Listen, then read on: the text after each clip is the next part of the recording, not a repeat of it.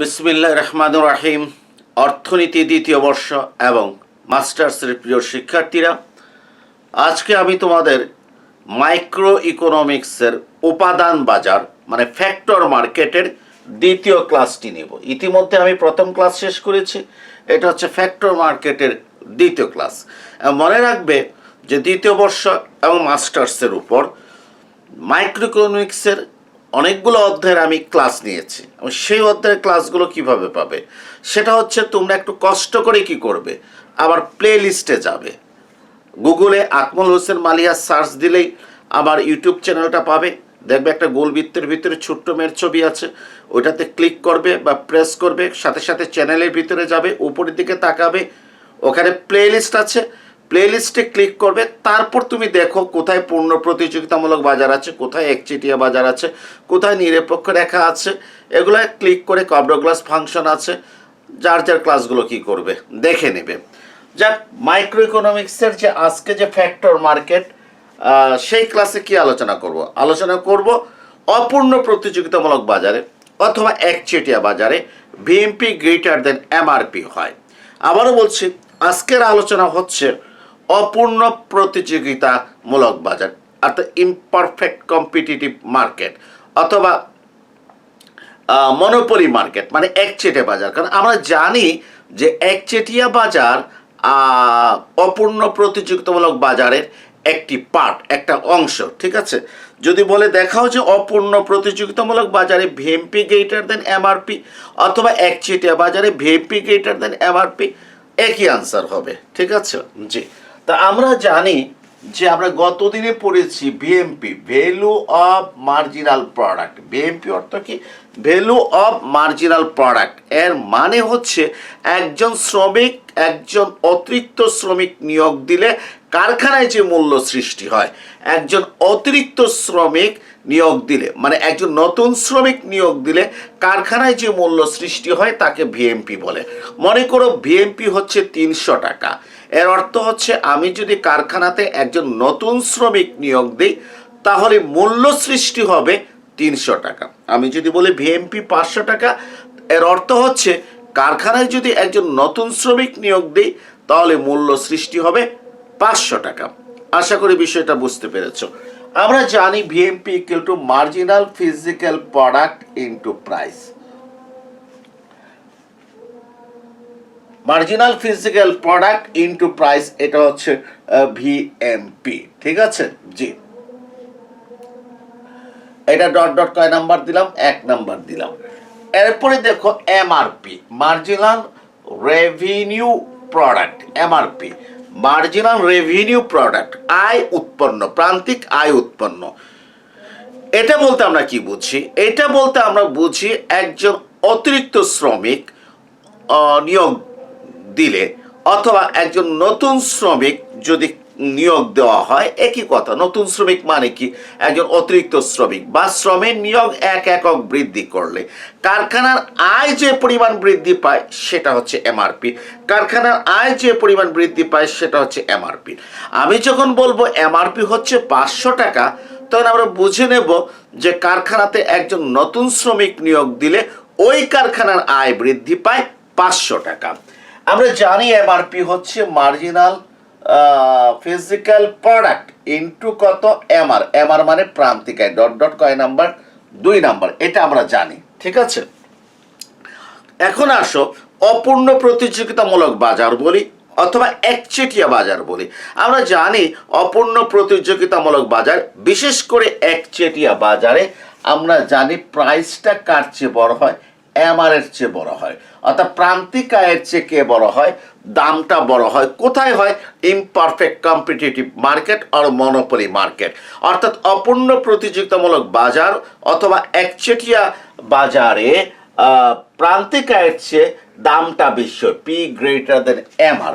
তাহলে আমরা কি বলতে পারি? 1 ও 2 নং হতে বলা যায়, 1 ও 2 নং হতে বলা যায় ভিএমপি গ্রেটার দেন এমআরপি। একেবারে সহজ প্রমাণ। 1 ও 2 নং হতে বলা যায় ভিএমপি গ্রেটার দেন কি হচ্ছে? এমআরপি 1 নাম্বার এবং 2 নাম্বার হতে আমরা এই কথাটা বলতে পারি। কেন দেখো আমার 1 নাম্বারেও এমপিপি আছে, 2 নাম্বারেও এমপিপি আছে, তো দুইটা same marginal physical product, marginal physical product, ঠিক আছে, দুই জায়গাতে আছে। অর্থাৎ এই দুইটার কারণে এই ভিএমপি আর এমআরপির মানের ভিতরে কোনো পার্থক্য হবে না। কিন্তু এখানে দেখো আছে পি আর এমআর, যেহেতু এমআর এর চেয়ে কে বড়, পি বড়, এমআর এর চেয়ে পি বড় কোন বাজারে, একচেটিয়া বাজারে অথবা অপূর্ণ প্রতিযোগিতায় এমআর এর চেয়ে পি বড়। তো এমআর এর চেয়ে পি যদি বড় হয় তাহলে এই পুরো অংশটা কি হয়ে যাবে, বড় হয়ে যাবে, মানে ভিএমপিটা গ্রেটার দেন এমআরপি হবে, প্রমাণ হয়ে গেল। তাহলে আমরা দেখলাম অপূর্ণ প্রতিযোগিতা বা একচেটিয়া বাজারে ভিএমপি গ্রেটার দেন এমআরপি হয়। এখন দেখো এখানে কিন্তু যে অনেকের মনে একটা প্রশ্নের সৃষ্টি হয়। দেখো আমরা কিন্তু পূর্ণ প্রতিযোগিতামূলক বাজারে দেখেছি ভিএমপি ইকুয়াল টু এমআরপি, যেটা 1 নাম্বার ক্লাসে আমরা প্রমাণ করেছি। তাহলে ভিএমপি ইকুয়াল টু এমআরপি এটা কোনো সমস্যা সৃষ্টি করে না, কিন্তু ভিএমপি গ্রেটার দেন এমআরপি অপূর্ণ প্রতিযোগিতা এইটা কিন্তু বুঝতে একটু সমস্যা সৃষ্টি করে। কিভাবে সমস্যা সৃষ্টি করে, মনে করো এক ভিএমপি ইকুয়াল টু 500, ঠিক আছে, আর এমআরপি ইকুয়াল টু 400। একটা কারখানার, একটি কারখানার ভিএমপি হচ্ছে 500 আর এমআরপি হচ্ছে কি 400, ঠিক আছে। এর মানে কি, এর মানে হচ্ছে ওই কারখানায় একজন নতুন শ্রমিক নিয়োগ দিলে, মানে অতিরিক্ত শ্রমিক নিয়োগ দিলে মূল্য সৃষ্টি হয় 500 টাকা, আর অতিরিক্ত শ্রমিক নিয়োগ দিলে আয় বাড়ে 400 টাকা। প্লিজ বোঝার চেষ্টা করো, আমি যখন বলেছি ভিএমপি হচ্ছে 500, মানে অতিরিক্ত শ্রমিক নিয়োগ দিলে কারখানায় মূল্য সৃষ্টি হয় 500 টাকা। আমি যখন বলেছি এমআরপি হচ্ছে 400, এর মানে অতিরিক্ত শ্রমিক নিয়োগ দিলে কারখানা আয় বাড়ে 400 টাকা। প্রশ্নটা এই জায়গাতে সৃষ্টি হয় যে একজন অতিরিক্ত শ্রমিক নিয়োগ দিলে মূল্য যদি 500 টাকা সৃষ্টি হয় তাহলে কারখানার আয় তো 500 টাকা বাড়ার কথা, 400 টাকা কেন বাড়ে? আশা করি বুঝতে পেরেছ প্রশ্নটা কোথায়। এবং এইটা কিন্তু আমি বিশেষ করে কোনো ভাইভাতে গেলে এই প্রশ্নটা কিন্তু আমি করি যে ভিএমপি হচ্ছে 500, এমআরপি হচ্ছে কত 400, তাহলে একজন নতুন শ্রমিক নিয়োগ দিলে ওই কারখানাতে মূল্য সৃষ্টি হয় 500 টাকা, কিন্তু এমআরপি বলছে কারখানায় আয় বাড়ে 400 টাকা। আমি তো এটা বুঝতে পারতেছি না, মূল্য যদি 500 টাকা সৃষ্টি হয় তাহলে আয়ও তো 500 টাকা বাড়ার কথা, আয় কেন 400 টাকা বাড়বে?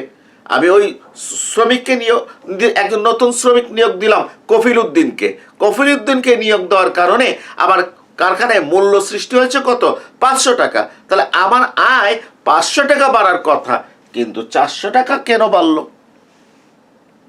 জবাব পাওয়া যায় না এই জন্য যে আমরা না বুঝে কি করি, আমরা পড়ি, ঠিক আছে, হ্যাঁ, এই জন্য জবাব পাওয়া যায় না। উত্তরটা আমি দিচ্ছি। উত্তরটা হচ্ছে যে যেহেতু মার্কেটটা অপূর্ণ প্রতিযোগিতা, যেটার একটা ফরম্যাট হচ্ছে কি একচেটিয়া বাজার, মনোপলি মার্কেট, সেহেতু যখন আমরা একজন নতুন শ্রমিক কি করব, নিয়োগ দিব, ঠিক আছে, নতুন শ্রমিক নিয়োগ দিলে মূল্য 500 টাকা ঠিকই সৃষ্টি হয়, কিন্তু ওই নতুন শ্রমিক নিয়োগ দেওয়ার কারণে কারখানার উৎপাদন বাড়ে, উৎপাদন বাড়লে তখন অতিরিক্ত দ্রব্য বিক্রি করার জন্য দাম কমাতে হয়। আমরা জানি যে অপূর্ণ প্রতিযোগিতায় অথবা মনোপলি মার্কেটে বেশি বিক্রয় করতে হলে বাজারে দাম কমাতে হয়। তাহলে শ্রমিক যখন আমি অতিরিক্ত নিয়োগ দেব, অতিরিক্ত উৎপাদন হবে এবং সেই অতিরিক্ত উৎপাদন বাজারে বিক্রয় করতে হলে দাম কমাতে হয়। আর এই দাম কমাতে গেলে দেখা যায় যে আগের প্রোডাক্ট হতে, মানে এই শ্রমিক নিয়োগ দেওয়ার আগে যে প্রোডাক্টটা হতো, উৎপাদন হতো, সেখান থেকে যে আয় হতো, দাম কমানোর কারণে সেখান থেকে আয়টা কি হয়ে যায়, কমে যায়। ফলে নতুন শ্রমিক নিয়োগ দেওয়ার কারণে মূল্য সৃষ্টি হয় কত 500 টাকা, ঠিক আছে। আর দাম কমে যাওয়ার কারণে যে আগের প্রোডাক্টগুলো হয়তো আমি 10 টাকা দিয়ে বিক্রি করতাম, এখন অতিরিক্ত উৎপাদন করার কারণে 9 টাকা দিয়ে বিক্রি করি, ফলে আগের প্রোডাক্টগুলো 1 টাকা কমে বিক্রয় করার কারণে আমার ওখানে 100 টাকা কমে যায়, ফলে 500 টাকা মূল্য সৃষ্টি হয়। আর অতিরিক্ত উৎপাদনের কারণে, দাম কমার কারণে আমার আগের প্রোডাক্ট হতে 100 টাকা আয় কমে যায়, অর্থাৎ নেট আয় বৃদ্ধি পায় কত? 400 টাকা। মানে কারখানার আয় কত টাকা বাড়ে? 400 টাকা বাড়ে। অর্থাৎ একজন শ্রমিক যে মূল্য সৃষ্টি করে কারখানার আয় বাড়ে তার চেয়ে কম, অর্থাৎ এমআরপিটা কম হয়। কেন কম হয়? একজন শ্রমিক যে মূল্য সৃষ্টি করে কারখানার আয় তার চেয়ে কম বাড়ার কারণ হচ্ছে ওই অতিরিক্ত শ্রমিক নিয়োগ দেওয়ার কারণে, উৎপাদন বেশি হওয়ার কারণে পণ্যের দাম কমাতে হয়। মনে করো পণ্যের দাম 1 টাকা কমে গেল, তা আগে মনে করো এই নতুন শ্রমিক নিয়োগ দেওয়ার আগে আমি 100 ইউনিট উৎপাদন করতাম, তাহলে 1 টাকা দাম কমে যাওয়ার কারণে ওই 100 ইউনিট হতে আমার আয় কত টাকা কমে আসবে? 100 টাকা কমে আসবে। আর শ্রমিক মূল্য সৃষ্টি করে 500 টাকা, নেট আয় কত বৃদ্ধি পাবে? 500, আর আগের থেকে 100 টাকা আয় কমে এসেছে, 400 টাকা বৃদ্ধি পাবে। এমআরপি হচ্ছে 400। একটা তালিকা যদি তৈরি করি বিষয়টা একেবারে কি হয়ে যাবে? ক্লিয়ার হয়ে যাবে। আর তালিকাটা কিভাবে তৈরি করব আশা করি সেটা তোমাদের জানা আছে, কারণ আমি গত ক্লাসে কি করেছি? একটি তালিকা তৈরি করেছি। কারণ আমাকে প্রশ্নও এইভাবে করতে পারে যে তালিকার মাধ্যমে ভিএমপি এবং এমআরপি কনসেপ্টটা ব্যাখ্যা করো অপূর্ণ প্রতিযোগিতায়, তাহলে তালিকা তৈরি করতে হবে। আমি গত ক্লাসে পূর্ণ প্রতিযোগিতার কি করেছিলাম? তালিকা তৈরি করেছিলাম। আমি তালিকা তৈরি করার জন্য এখানে কি ধরেছি? লেবার ধরেছি, ঠিক আছে। এখানে ধরেছি উৎপাদন, হ্যাঁ এখানে উৎপাদন ধরেছি। তারপর এখানে ধরেছি marginal physical product of labour, নিচে এল দিলে লেবার বোঝাবে, ঠিক আছে। এরপরে এখানে ধরেছি প্রাইস, হ্যাঁ, আর প্রাইস আর কোয়ান্টিটি গুণ দিলে এখানে কি চলে এসেছে? টিআর, টোটাল রেভিনিউ, ঠিক আছে। প্রাইস আর এমপিপি গুণ দিলে এখানে চলে আসছে VMP, value of marginal product. এই যে এইটা আর এইটা গুণ দিয়ে এই কলামটা হয়েছে। আর তারপরে হচ্ছে যে লেবার 1 একক বৃদ্ধি পেলে মোটায় কি পরিমাণ বৃদ্ধি পায় সেটার উপর ভিত্তি করে এখানে চলে এসেছে এমআরপি এর কলাম, ঠিক আছে। তাহলে 1টা 2টা 3টা 4টা 5টা 6টা 7টা কলাম। এখন আসো আমি একটু তালিকার তৈরি করি। লেবার 1 2 3 4 5, ঠিক আছে। হ্যাঁ, মানে 5 জন লেবার দিয়ে বোঝানোর কি করছি? চেষ্টা করছি। টোটাল রেভিনিউ, এইটা হচ্ছে প্রাইসের কলাম, এমপিপির কলাম, হ্যাঁ। এখন এই আমি কলামগুলো টানি, তাহলে প্রত্যেকটা ঘর পরিষ্কার হয়ে যাবে, ঠিক আছে। জি, এখন আসো উৎপাদন। উৎপাদনকে কিউ দ্বারা প্রকাশ করতে পারি, আবার টোটাল টিপি দ্বারা প্রকাশ করতে পারি। পি মানে কি? টোটাল প্রোডাক্ট, ঠিক আছে। উৎপাদন মনে করো 10, ঠিক আছে। এরপরে উৎপাদন হচ্ছে 25, এরপরে হচ্ছে 45, ঠিক আছে। 45-এর পরে আমি ধরলাম কত? 60, এরপর ধরলাম 72, 72। ক্লিয়ার? মার্জিনাল প্রোডাক্ট হচ্ছে কত? 10, তারপর হচ্ছে 15, এরপরে হচ্ছে 20, এরপর হচ্ছে আবার 15, এরপর হচ্ছে 12। আমরা জানি প্রান্তিক উৎপাদন প্রথমে বাড়ে, এরপরে কি হয়? কমে। আর প্রান্তিক উৎপাদন মানে কি? যে শ্রমের পরিমাণ 1 একক বৃদ্ধি পেলে মোট উৎপাদন যে পরিমাণ বৃদ্ধি পায়, 10 থেকে 25 উৎপাদন বৃদ্ধি পেয়েছে 15, প্রান্তিক উৎপাদন 15। 2 থেকে 3 শ্রমিক 1 একক বৃদ্ধি পেয়েছে, 25 থেকে 45 উৎপাদন 20 একক বৃদ্ধি পেয়েছে, প্রান্তিক উৎপাদন 20। শ্রমিক 3 থেকে 4 1 একক বৃদ্ধি পেয়েছে, উৎপাদন 45 থেকে 60 কত বেড়েছে? 15 একক, প্রান্তিক উৎপাদন 15। এখানে 10 কেন ধরেছি? যে শ্রমিক যদি 0 হতো তাহলে উৎপাদনও কত হতো? 0 হতো। শ্রমিক 1 হওয়াতে উৎপাদন 10, শ্রমিক 1 একক বেড়েছে, উৎপাদন 10 বেড়েছে, প্রান্তিক উৎপাদন 10। আশা করি তোমরা বুঝতে পেরেছ। আর প্রাইস লেভেলটা আমি ধরছি, সেটা হচ্ছে 10, এটা হচ্ছে 9, এটা হচ্ছে 8, এটা হচ্ছে 7, এটা হচ্ছে কত? 6 ধরেছি আমি। আচ্ছা, আমি যেহেতু এটা অপূর্ণ প্রতিযোগিতামূলক বাজার, ধরে নিই এটা হচ্ছে মনোপলি মার্কেট, একচেটিয়া বাজার। আমরা জানি একচেটিয়া বাজারে বিক্রেতা হয় দামের উপর প্রভাব সৃষ্টি করে অথবা উৎপাদনের পরিমাণের উপর প্রভাব সৃষ্টি করে। সে যদি বাজারে অতিরিক্ত বিক্রয় করতে চায় তাহলে তাকে পণ্যের দাম কি করতে হবে? কমাতে হবে। তো সে 10 একক বিক্রি করার জন্য দাম 10 টাকায় রেখেছিল, 25 একক বিক্রি করার জন্য দাম তাকে কমাতে হবে, 9 টাকা রাখতে হবে। কেন কমাতে হবে? কারণ সে 25 একক উৎপাদন করেছে। তাহলে বাজারে যদি সে 25 একক যদি বিক্রি করতে চায়, তাহলে 25 একক চাহিদা সৃষ্টি করতে হবে, এবং সেই জন্য তাকে কি করতে হবে, দামটা 10 টাকা হতে কমিয়ে 9 টাকা করতে হবে।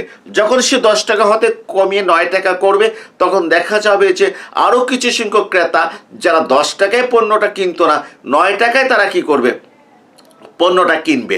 অর্থাৎ ক্রেতার সংখ্যা বাড়বে, পণ্যের চাহিদা বাড়বে এবং পণ্যটা 25 একক বিক্রি হবে।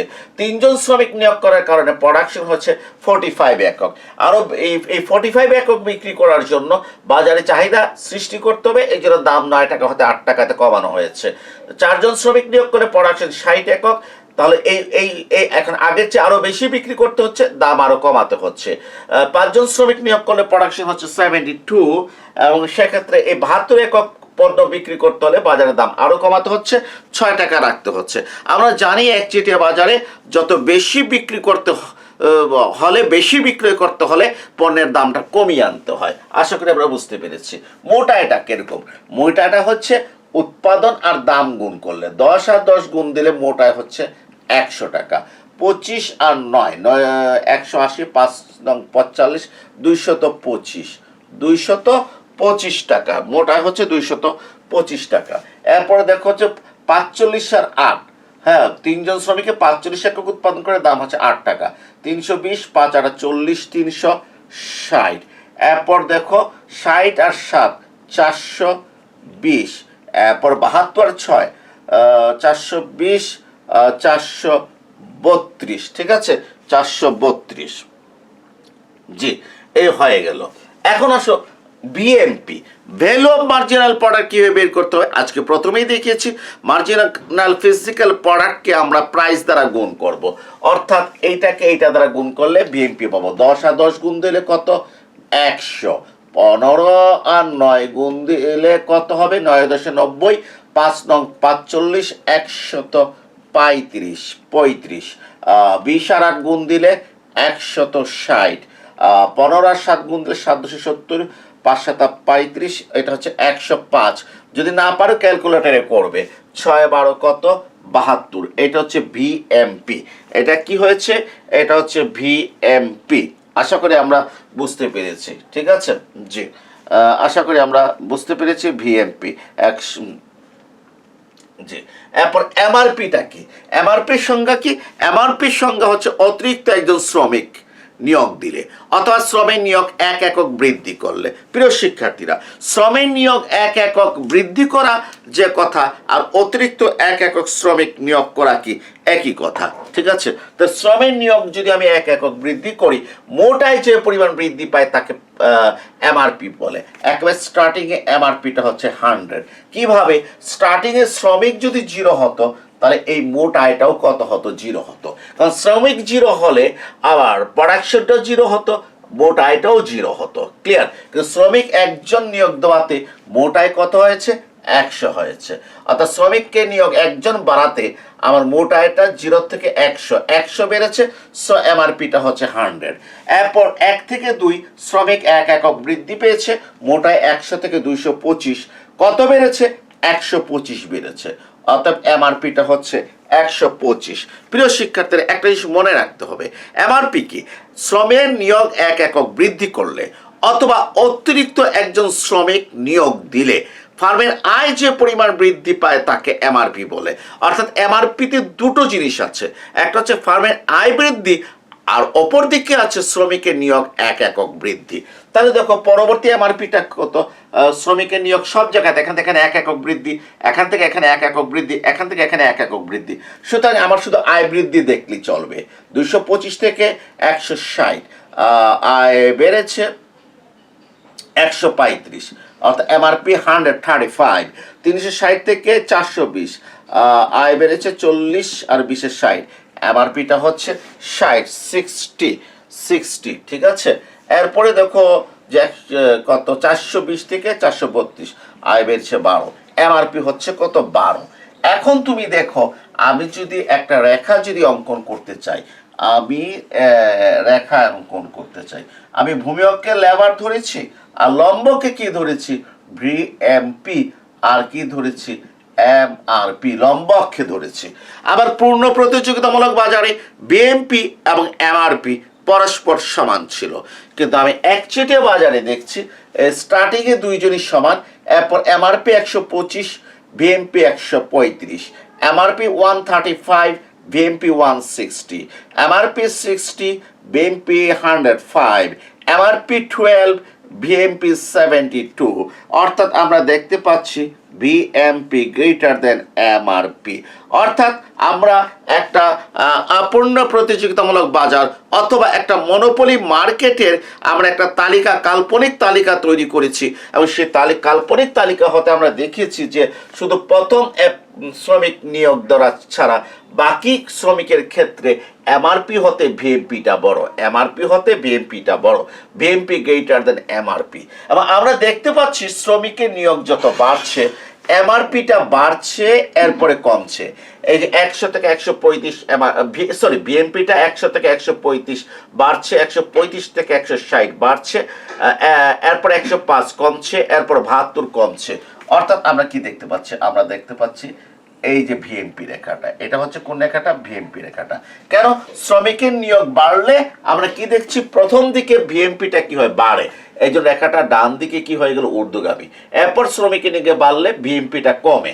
হ্যাঁ, এই দেখো এই 100 থেকে 160 পর্যন্ত বিএমপিটা বাড়ছে, এরপর 105, 72 আরো তালিকা তৈরি করলে আরো কি হবে, কমবে। অর্থাৎ প্রথম দিকে বিএমপিটা বাড়ে, এরপরে বিএমপিটা কমে। এই জন্য শ্রমিকের নিয়োগ বাড়লে প্রথম দিকে যেহেতু বিএমপি বাড়ে, রেখা ডান দিকে ঊর্ধ্বগামী, এরপরে কমে, রেখা ডান দিকে নিম্নগামী হয়। এটা হচ্ছে আমার বিএমপি রেখা। পারফেক্ট কম্পিটিশনে এটা বিএমপি রেখা ছিল, ঠিক একই আকৃতির এবং একই রেখা এমআরপি রেখা ছিল, কিন্তু মনোপলিতে সেটা হবে না। কেন হবে না, আবার দেখো তো, আমার যে এমআরপিটা কত, 100, 125, 135, কি হচ্ছে, এমআরপিটা বাড়ছে।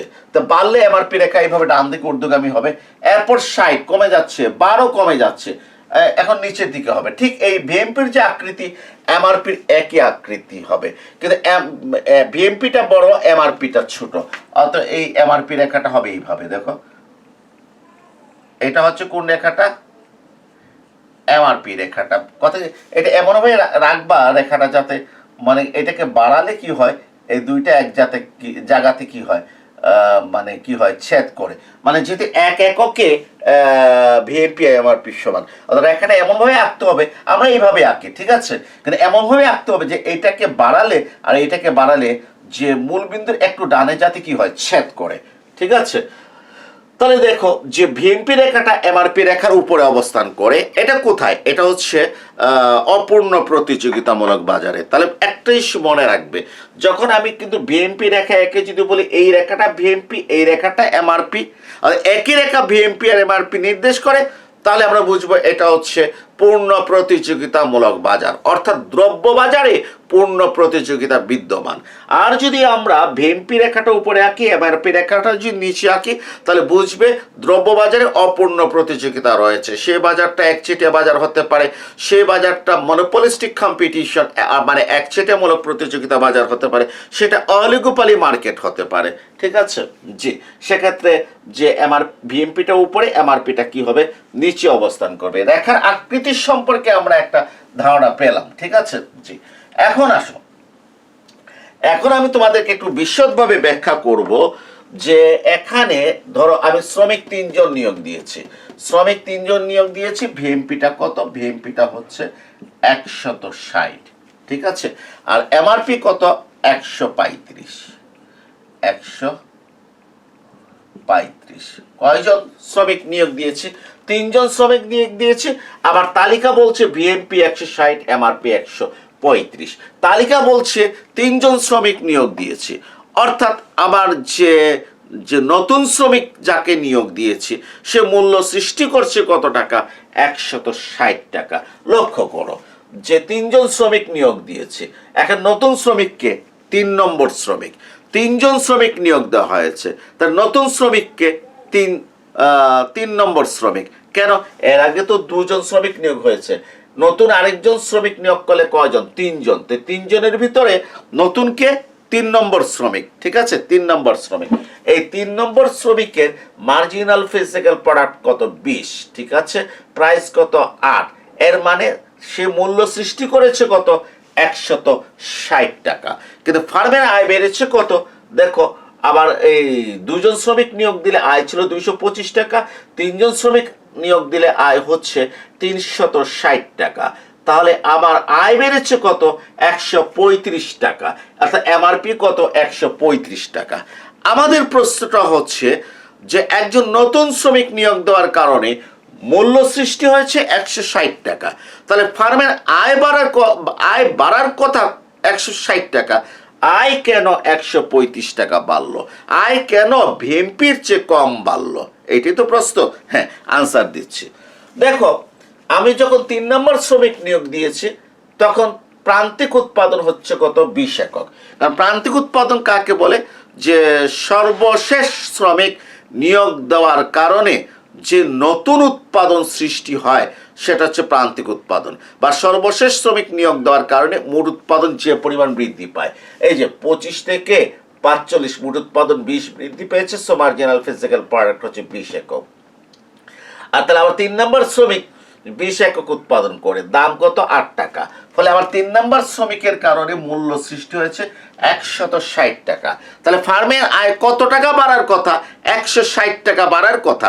যেহেতু আমার 3 নম্বর শ্রমিক 160 টাকা মূল্য সৃষ্টি করেছে, অতএব ফার্মের আয় 160 টাকা বাড়ার কথা। কিন্তু এই কথা মনে রাখতে হবে, আবার 3 নম্বর শ্রমিক নিয়োগ দেওয়ার কারণে উৎপাদন বৃদ্ধি পেয়েছে, ফলে দাম 9 টাকা হতে 8 টাকায় আনতে হয়েছে। এটাও কিন্তু আমাকে মনে রাখতে হবে। আবার 3 নম্বর শ্রমিক নিয়োগ দেওয়ার কারণে উৎপাদন 25 হতে বৃদ্ধি পেয়ে 45 হয়েছে। এই 45 একক পণ্য আমাকে 9 টাকা দিয়ে বিক্রি করা সম্ভব হবে না, আমাকে 8 টাকা দিয়ে বিক্রি করতে হবে। এতে আমার দাম কমেছে কত? 1 টাকা। দাম কমেছে কত? 1 টাকা। 9 টাকা হতে 8 টাকা। পণ্যের দাম কত টাকা কমেছে? 1 টাকা কমেছে। -1 কি করলাম? দিলাম। আচ্ছা, এখন আসো যে আমার এই 1 টাকা দাম কমাতে, দেখো এই নতুন শ্রমিক আসার আগে উৎপাদন কত হতো? 25 একক হতো। এই 25 একক 9 টাকা দিয়ে বিক্রি হতো। এখন কিন্তু এই 45-এর ভিতরে 25 আছে। এই 45 এখন 3 নম্বর শ্রমিক নিয়োগ দেওয়ার কারণে উৎপাদন কত? 45 একক হয়। এই 45-এর ভিতরে কিন্তু কি আছে? 25 আছে। কারণ 25-এর সাথে 3 নম্বর শ্রমিকের প্রোডাকশন 20 যোগ হয়, টোটাল উৎপাদন কত হয়েছে? 45। তাই 45টা কিভাবে হয়েছে? যে 2 জন শ্রমিকের উৎপাদন 25, আর তৃতীয় শ্রমিক নিয়োগ দেওয়ার কারণে প্রান্তিক উৎপাদন কত? 20। 25 আর 20 যোগ করে কত হয়েছে? 45 হয়েছে। ক্লিয়ার? তো এখন এই 45 একক বিক্রি করার জন্য দাম 8 টাকা রাখতে হয়, অর্থাৎ দাম আমাকে 1 টাকা কমাতে হচ্ছে। আচ্ছা, 1 টাকা কমাতে হচ্ছে, কারণ আগের 25 একক বিক্রি করতাম 9 টাকায়, এখন 25 একক বিক্রি করতে হচ্ছে 8 টাকায়। তাহলে পূর্বের 25 একক হতে আমি কত টাকা কম পাচ্ছি? 1 টাকা করে কম পাচ্ছি। 1 টাকা করে কম পাচ্ছি। তাহলে আমার আয় কমে যাচ্ছে কত? 25 টাকা। একটু বোঝার চেষ্টা করে আবারও বলছি, এই 45 এককটা দুটো অংশে বিভক্ত। একটা হচ্ছে পূর্বের 25 একক, আর নতুন শ্রমিকের কারণে কত? 20 একক। ঠিক আছে, পূর্বের 25 একক, পূর্বের 25 একক আর নতুন শ্রমিকের কারণে 20 একক, এই 45 এককের ভিতরে রয়েছে। তো পূর্বের 25 একক আমাকে 1 টাকা কম দামে বিক্রি করতে হচ্ছে।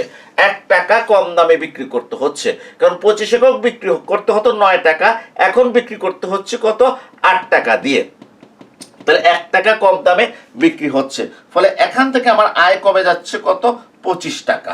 ক্লিয়ার? জি। আর এই যে 45-এর ভিতরে আরো কত আছে? 20 একক। এটা তো ব্র্যান্ড নিউ কত? 20 একক। ঠিক আছে, এটা তো আগে বিক্রি করি নাই। কত টাকা দিয়ে বিক্রি করছি? 8 টাকা দিয়ে বিক্রি করছি। তাহলে এখান থেকে আমার আয় আসছে কত? 160 টাকা। ঠিক আছে, এই যে মূল্য সৃষ্টি যেটা হয়েছে, তো 160 টাকা থেকে 25 টাকা বিক্রি বিয়োগ করলে আয় বাড়ে কত? 135 টাকা। এই দেখো, আয় বাড়ে কত? 135 টাকা। এই জন্য দেখা গিয়েছে যে বিএনপির চেয়ে এমআরপিটা কম হয়েছে। লাস্ট আবার বলছি, আমার নতুন শ্রমিক নিয়োগ দেওয়ার কারণে 160 টাকা মূল্য সৃষ্টি হয়েছে। নতুন শ্রমিক নিয়োগ দেওয়ার কারণে প্রোডাকশন বাড়ার কারণে দ্রব্যের দাম 9 টাকা হতে 8 টাকায় এনেছি, অর্থাৎ 1 টাকা কমিয়েছি। দ্রব্যের দাম 1 টাকা কমানোর কারণে পূর্বের 25 একক এখন 9 টাকা দিয়ে বিক্রি করা যাচ্ছে না, 8 টাকা দিয়ে বিক্রি করতে হচ্ছে। ফলে পূর্বের 25 একক হতে আবার আয় কমতেছে কত? 25 টাকা। তা নতুন শ্রমিকের কারণে মূল্য সৃষ্টি হচ্ছে 160 টাকা, এবং পূর্বের শ্রমিকদের প্রোডাকশন থেকে আয় কম আসতেছে, ওই 1 টাকা দাম কমানোর জন্য 25 টাকা আয় কম আসতেছে। ফলে নেট আয় বেড়েছে কত? 135 টাকা, অর্থাৎ এমআরপি হচ্ছে 135 টাকা। প্রিয় শিক্ষার্থীরা, যদি পূর্ণ প্রতিযোগিতামূলক বাজার হতো তাহলে পণ্যের মূল্যটা কি থাকতো? স্থির থাকতো। মানে এখানে যে 9, এখানে 9, এখানে 9, এখানে 9, এখানে 9, এখানে 9, অথবা 10 10 10 10 10, মূল্য স্থির থাকতো। তো মূল্য স্থির যদি থাকতো তাহলে পূর্বের শ্রমিকের প্রোডাকশন হতে আয় কমতো না, পূর্বের শ্রমিকের প্রোডাকশন হতে আয় কমতো না। অতএব নতুন শ্রমিক যে মূল্য সৃষ্টি করত ঠিক সেই পরিমাণ কি হতো? আয় বৃদ্ধি পেত, অর্থাৎ ভিএমপি আর এমআরপি পরস্পর সমান হতো। কিন্তু অপূর্ণ প্রতিযোগিতামূলক বাজারে নতুন শ্রমিক নিয়োগ দেওয়ার কারণে, প্রোডাকশন বেড়ে যাওয়ার কারণে সে অতিরিক্ত প্রোডাকশন বাজারে বিক্রয় করার জন্য দাম কমাতে হয়।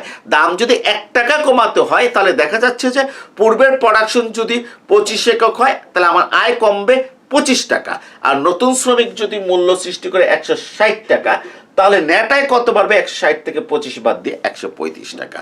আশা করি বুঝতে পেরেছো। তাহলে আমরা দেখলাম যে পূর্ণ প্রতিযোগিতামূলক বাজারে ভিএমপি ইকুয়াল টু এমআরপি হয়, আর একচেটিয়া বাজারে অথবা অপূর্ণ প্রতিযোগিতামূলক বাজারে বিএমপি গ্রেটার দেন এমআরপি হয়। এখন একটা বিষয় মনে রাখবে যে এখানে ভিভিআই একটা প্রশ্ন আছে, বন্টনের প্রান্তিক উৎপাদনশীলতা তত্ত্ব কি? বন্টনের প্রান্তিক উৎপাদনশীলতা তত্ত্ব, ঠিক আছে, এটা পরীক্ষাতে কিন্তু আসে, মাস্টার্সও আসে, সেকেন্ড ইয়ারও আসে। বন্টনের প্রান্তিক উৎপাদনশীলতা তত্ত্ব, এই বন্টনের প্রান্তিক উৎপাদনশীলতা তত্ত্ব কি? সেটা হচ্ছে যে উপকরণের মূল্যটা কিভাবে প্রদান করা হবে, উপকরণের মূল্যটা কিভাবে প্রদান করা হবে, এটা হচ্ছে বন্টনের প্রান্তিক উৎপাদনশীলতা তত্ত্ব। তো বন্টনের প্রান্তিক উৎপাদনশীলতা তত্ত্ব অনুযায়ী উপকরণের মূল্য হতে তার ভিএমপির সমান, উপকরণের মূল্য হতে তার ভিএমপির কি সমান। মনে করো আমি 5 জন শ্রমিক নিয়োগ দিয়েছি, তো 5 জন শ্রমিক নিয়োগ দিলে আমার তখন কিন্তু ভিএমপি 72, 105 এগুলো হবে না, কারণ আমি 5 জন শ্রমিক নিয়োগ দিয়েছি, লাস্ট ভিএমপিটা কত? 72। অর্থাৎ আমার শ্রমিকের মজুরি কত হবে? শ্রমিকের মজুরি হবে 72 টাকা, শ্রমিকের মজুরি হবে 72 টাকা। যেহেতু ভিএমপিটা কত? বিএমপি হচ্ছে কত? 72, অত শ্রমিকের মজুরি হবে কত? 72 টাকা। এটা হচ্ছে বন্টনের প্রান্তিক উৎপাদনশীলতা তত্ত্ব। আমি 5 জন শ্রমিক নিয়োগ দিয়েছি, আর ভিএমপি হচ্ছে 72 টাকা, অতএব শ্রমিকের মজুরি কত নির্ধারিত হবে? 72 টাকা। অর্থাৎ একজন নতুন শ্রমিক যে মূল্য সৃষ্টি করে, সে যদি 72 টাকা যদি মূল্য সৃষ্টি করে তাহলে মজুরি কত হতে হবে? 72 টাকা। প্রশ্ন করতে পারো, স্যার একজন নতুন শ্রমিক যে মূল্য সৃষ্টি করে, মানে শ্রমিকের অতিরিক্ত একজন শ্রমিক যে মূল্য সৃষ্টি করে তাকে ভিএমপি বলে, ভিএমপির সমান যদি মজুরি দেওয়া হয় তাহলে কারখানার লাভটা কোথায়? হ্যাঁ, কারখানার লাভটা দেখো যে আমি 5 জন শ্রমিক নিয়োগ করেছি, ক্লিয়ার, সে মূল্য সৃষ্টি করেছে কত? 72 টাকা, সে মূল্য সৃষ্টি করেছে কত? 72 টাকা। তাহলে মজুরি কত টাকা হবে? 72 টাকা হবে। লাভটা কোথায়? দেখো, এর আগের শ্রমিকের মূল্য সৃষ্টি করেছে 105 টাকা, কিন্তু মজুরি কত টাকা পাচ্ছে? 72 টাকা পাচ্ছে। এর আগের শ্রমিকের মূল্য সৃষ্টি করেছে 160 টাকা, মজুরি কত? 72। এর আগের শ্রমিকের মূল্য সৃষ্টি করেছে 135, মজুরি কত? 72। অর্থাৎ সবাই কত করে মজুরি পাচ্ছে? 72 করে মজুরি পাচ্ছে, ঠিক আছে। তাহলে আমি কয়জন শ্রমিক নিয়োগ করেছি? 5 জন। 5 জন শ্রমিক নিয়োগ করলে মজুরি বাবদ খরচ কত? 5 গুণা 10 এর শূন্য 1, 5 7 35, আর 1 360 টাকা মজুরি দিচ্ছি। আর অর্থনীতিতে মূল্য সৃষ্টি হয়েছে কত? অর্থনীতিতে মূল্য সৃষ্টি হয়েছে, এগুলো সবগুলো যোগ করে আমরা কি করব? পাবো 100, 235, এভাবে সবগুলো যোগ করে দেখবা 360 এর কি হয়েছে? উপরে হয়েছে। এইটাই কি লাভ। যদি আমি মনে করো যে 3 জন শ্রমিক যদি নিয়োগ দিতাম, তো 3 জন শ্রমিকের ক্ষেত্রে ভিএমপিটা কত? 3 জন শ্রমিকের ক্ষেত্রে ভিএমপিটা হচ্ছে 160 টাকা, 3 জন শ্রমিক। তাহলে মজুরি কত দিতে হবে? মজুরি দিতে হবে 160 টাকা। এটা হচ্ছে বন্টনের প্রান্তিক উৎপাদনশীলতা তত্ত্ব, ঠিক আছে। কারণ আমি 3 জন শ্রমিক নিয়োগ দেব, ক্লিয়ার? হ্যাঁ, তাহলে ভিএমপি 160 টাকা, মজুরি 160 টাকা হবে। সেক্ষেত্রে আমি কখনো 4 জন শ্রমিক নিয়োগ দেব না। 4 জন শ্রমিক নিয়োগ দেব না। কেন নিয়োগ দেব না? কারণ আমি 160 টাকা মজুরি কি করেছি, রেখেছি। আর 4 নম্বর শ্রমিকের বিএমপি কত, 105 টাকা। আমি কি তাকে 160 টাকা মজুরি দেবো? নেভার, কখনো দেব না। আমি যদি 160 টাকা মজুরি যদি রাখি, তাহলে আমি 3 জন শ্রমিক নিয়োগ দেবো যার বিএমপি হচ্ছে 160, অর্থাৎ আমার মজুরি আর বিএমপি সমান। আমার লাভটা হচ্ছে কোথায়, এর আগের শ্রমিকের বিএমপি 135, তাকেও আমি কত টাকা মজুরি দিচ্ছি। এখানে একটা কথা বলি, যে এখানে একটা কথা বুঝতে হবে যে আমরা কিন্তু যে ওই ভিএমপি, এই যে ভিএমপির যে একটা রেখা ডান দিকে ঊর্ধ্বগামী, একটা হচ্ছে ডান দিকে নিম্নগামী। মজুরিটা কিন্তু নির্ধারিত ডান দিকে নিম্নগামী অংশে, মানে এদিকে মজুরিটা নির্ধারিত, এখানে মজুরিটা নির্ধারিত হয় না। মানে আপওয়ার্ড স্কেল মজুরিটা নির্ধারিত হয় না। কেন নির্ধারিত হয় না, আগামী ক্লাসে কি করবো আমি এটা ব্যাখ্যা দেব। ঠিক আছে, তো এখন আগামী ক্লাসে আমি ব্যাখ্যা দেব। এখন মনে করো যে আমি এই উদাহরণটা দিই, যে ধরো মনে করো ভিএমপিটা কত, ভিএমপিটা হচ্ছে 105 টাকা, তাহলে মজুরি কত হবে, 105 টাকা হবে। ঠিক আছে, মানে আমরা 4 জন শ্রমিক নিয়োগ দেব। ঠিক আছে, 5 নম্বর শ্রমিক আমরা নিয়োগ দেব না, কারণ তার বিএমপি হচ্ছে 72, কারণ মজুরি 105 টাকা দিতে হচ্ছে, মূল্য সৃষ্টি করে 72, আমি তাকে নিয়োগ দেবো না। আমি 4 জন শ্রমিক কি করব, নিয়োগ দেবো। 3 নম্বর শ্রমিক থেকে আমার লাভ আসছে 100 কত, ভিএমপিটা কত 160, আমার কি হচ্ছে, আমার এখানে লাভ কি হচ্ছে, আসতেছে। ঠিক আছে, লাভ আসতেছে এখান থেকে, জি 135, 135, তাও লাভ আসতেছে। প্রথমটাতে আবার কি হচ্ছে, লস আসতেছে। ক্লিয়ার? জি, তা আমাকে মজুরিটা কিন্তু দিতে হবে কার সমান, মজুরিটা দিতে হবে ভিএমপি এর সমান। এটা হচ্ছে বন্টনের প্রান্তিক উৎপাদনশীলতা তত্ত্ব। কিন্তু বাস্তবে ভিএমপির সমান মজুরি অনেক সময় দেওয়া হয় না। যেমন এটা হচ্ছে অপূর্ণ প্রতিযোগিতামূলক বাজারের কাঠামো। এই অপূর্ণ প্রতিযোগিতামূলক বাজারের কাঠামোতে ভিএমপির সমান মজুরি দেওয়া সম্ভব হয় না। এই জন্য আমি কিছু একটা সমস্যা পড়েছিলাম না, এই যেখানে 100 মজুরি কত, বিএমপি 105। ঠিক আছে, হ্যাঁ বিএমপি 105, কিন্তু এই যে প্রথম শ্রমিকে কত, বিএমপিটা কত আসছে, 100 আসছে না? হ্যাঁ, তাহলে এখানে কি হচ্ছে, সে 100 টাকা মূল্য সৃষ্টি করছে, মজুরি কত পাচ্ছে, 105 টাকা। তাহলে একটু কি হচ্ছে, কন্ট্রাডিকশন হয়ে যাচ্ছে না? হ্যাঁ, এই যে ইমপারফেক্টে কি হয়, কন্ট্রাডিকশন হয়ে যাবে। কিন্তু পূর্ণ প্রতিযোগিতামূলক বাজারে মজুরিটা কার সমান হয়, ভিএমপি এর সমান হয়। ঠিক আছে, তাহলে অর্থনীতিবিদদের বক্তব্য হচ্ছে মজুরি হতে হবে ভ্যালু অফ মার্জিনাল প্রোডাক্টের সমান। ঠিক আছে, লাভটা কোথায়, যে এর আগের শ্রমিকদের বিএমপির থেকে আমাদের কি হবে, লাভ আসবে। আমি এটার সমান যদি মজুরি দেই, এই আগের শ্রমিকের বিএমপির থেকে কি আসবে, লাভ আসবে। এইটা হচ্ছে লাভ। এবং এটা কার্যকর হয় পূর্ণ প্রতিযোগিতামূলক বাজারে, কিন্তু অপূর্ণ প্রতিযোগিতামূলক বাজারে ভিএমপির সমান মজুরি দেওয়া সম্ভব হয় না। কিন্তু তত্ত্বগতভাবে মজুরি হতে হবে ভিএমপির সমান, কিন্তু অপূর্ণ প্রতিযোগিতামূলক বাজারে ভিএমপি এর সমান মজুরি দেয়া হয় না। অর্থাৎ মানে ভিএমপি মনে করো, ভ্যালু অফ মার্জিনাল প্রোডাক্ট মনে করো কত, 105। হ্যাঁ, এই তো বললাম তো, মজুরি কত, 105, কিন্তু দেখা 105 টাকা মজুরি দেওয়ার কথা, কিন্তু বাস্তবে মজুরি দেওয়া হয়েছে 90 টাকা। বাস্তবে মজুরি দেওয়া হয়েছে কত, 90 টাকা, অর্থাৎ বিএমপির চেয়ে কি কম। আমি আবারও বলছি, অপূর্ণ প্রতিযোগিতামূলক বাজারে বা একচেটিয়া বাজারে বিএমপি এর সমান মজুরি দেওয়া সম্ভব হয় না। অর্থাৎ বিএমপি 105, মজুরি দেওয়ার উচিত ছিল 105 টাকা, কিন্তু বাস্তবে 105 টাকার চেয়ে কম। কত টাকা দেওয়া হয়, 90 টাকা দেওয়া হয় বা 80 টাকা দেওয়া হয়। আচ্ছা, মনে করো 90 টাকা দেওয়া হয়েছে, তাহলে ভিএমপি 105 টাকা, মজুরি 90 টাকা, পার্থক্য কত, 15 টাকা। এটাকে বলা হয় এক্সপ্লয়টেশন, শ্রম শোষণ মানে এক্সপ্লয়টেশন। ঠিক আছে, তাহলে দয়া করে খাতায় একটা জিনিস লিখে রাখো, যে বন্টনের প্রান্তিক উৎপাদনশীলতা তত্ত্ব হতে মূল্য প্রদান করতে হয় ভিএমপি এর সমান, এবং এইটা যদি দ্রব্য বাজারে পূর্ণ প্রতিযোগিতা থাকে এবং একই সাথে যদি উপকরণ বাজারেও যদি পূর্ণ প্রতিযোগিতা থাকে, তাহলে ভিএমপির সমান মজুরি দেওয়া সম্ভব হয়। ঠিক আছে, যদি কোনো কারণে মজুরি যদি ভিএমপির চেয়ে কম হয়, তাহলে যতটুকু কম হবে সেটাকে বলা হয় উপকরণ শোষণ। শ্রমের ক্ষেত্রে বলা হয় শ্রম শোষণ। যদি ভিএমপির সমান ভিএমপি হতে কম মজুরি দেওয়া হয়, যতটুকু কম মজুরি দেওয়া হবে সেটাকে আমরা বলি শ্রম শোষণ। মনে করো বিএনপি হচ্ছে 105 টাকা, মজুরি নির্ধারিত হচ্ছে 90 টাকা। কত টাকা কম দিয়েছি? 15 টাকা। মানে শ্রম শোষণ হচ্ছে কত টাকা? 15 টাকা। তাহলে আজকের ক্লাস থেকে একটা সিদ্ধান্ত আমরা দিলাম, বন্টনের প্রান্তিক উৎপাদনশীলতা তত্ত্ব অনুযায়ী উপকারীর মূল্য নির্ধারিত হবে ভ্যালু অফ মার্জিনাল প্রোডাক্ট মানে বিএমপি এর সমান। যদি উপকারীর মূল্য বিএমপি এর চেয়ে কম হয় তাহলে সেটাকে বলা হয় এক্সপ্লয়টেশন। এক্ষেত্রে বিএমপি এবং উপকারীর মূল্যের পার্থক্য হলো এক্সপ্লয়টেশনের পরিমাণ। আগামী ক্লাসে আরও বিস্তারিত আলোচনা করব। সবাইকে ধন্যবাদ জানিয়ে আজকের ক্লাস এখানেই শেষ করছি। আরেকটা জিনিস খেয়াল রাখবে যে ভিডিওর নিচে যে ডেসক্রিপশন আছে সেখানে কিন্তু সেখানে থার্ড ইয়ার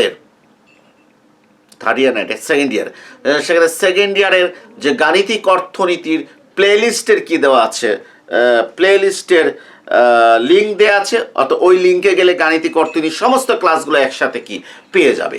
তারপরে শুধু প্লেলিস্টে একটা লিঙ্ক দেওয়া আছে, ওখানে প্লেলিস্টে যাওয়ার পর কি করবে, সেখানে মাইক্রো ইকোনমিক্সের ক্লাসগুলো অধ্যায় ভিত্তিক দেওয়া আছে, খুঁজে খুঁজে বের করে কি করতে হবে সেই ক্লাসগুলো দেখতে হবে। আর সেজন্য তোমাকে সিলেবাস জানতে হবে। সবাইকে ধন্যবাদ।